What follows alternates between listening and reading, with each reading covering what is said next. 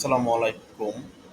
সম্প্রতি সেনাবাহিনী কর্তৃক ল্যাপটপ লুটপাটের যে একটা ঘটনা ফেসবুকে ভিডিও তোলপাড় হয়েছে এবং কি ভাইরাল হয়েছে, সেটার সত্যতা কি আমরা বাংলাদেশ আর্মির ফেসবুক পোস্ট থেকে জেনে আসি।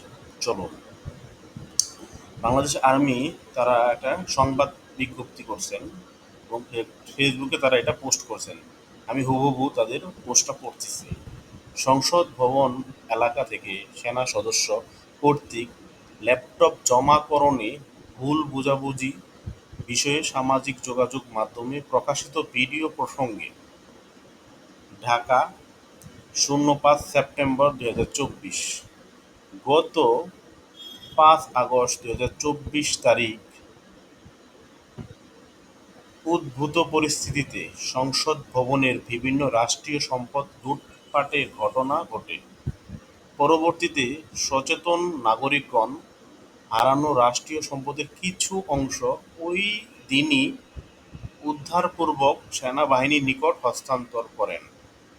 উল্লেখ্য, সম্প্রতি সামাজিক যোগাযোগ মাধ্যমে ব্যাকগ্রাউন্ড ভয়েস সংযোজিত একটি ভিডিওতে সংসদ ভবন এলাকায় ল্যাপটপ হাতে হাসি মুখে হেঁটে যাওয়া একজন সেনা সদস্যের ভিডিও ছড়িয়ে পড়ে। ভিডিওর ব্যাকগ্রাউন্ড ভয়েসে দুইটি ল্যাপটপ সেনা সদস্য কর্তৃক অবৈধভাবে আত্মসাৎ করা হয়েছে বলে দাবি করে উক্ত সেনা সদস্য এবং সেনাবাহিনীর ভাবমূর্তি ক্ষুণ্ণ করার অপচেষ্টা করা হয়।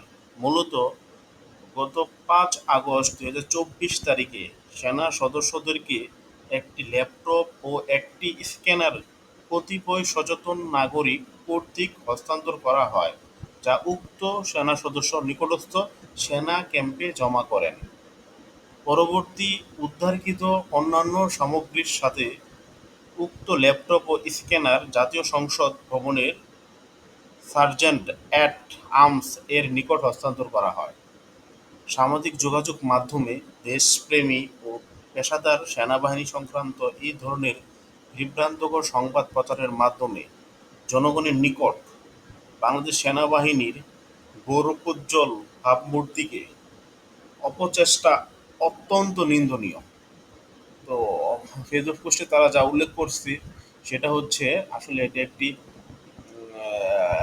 বিভ্রান্তকর ভিডিও ছিল। সুতরাং আমরা বাংলাদেশ আর্মি ওনাদের ফেসবুক পোস্ট থেকে তার সত্যতা যাচাই করে নিলাম। তো আজকের মতো এই পর্যন্তই। খুদা হাফেজ।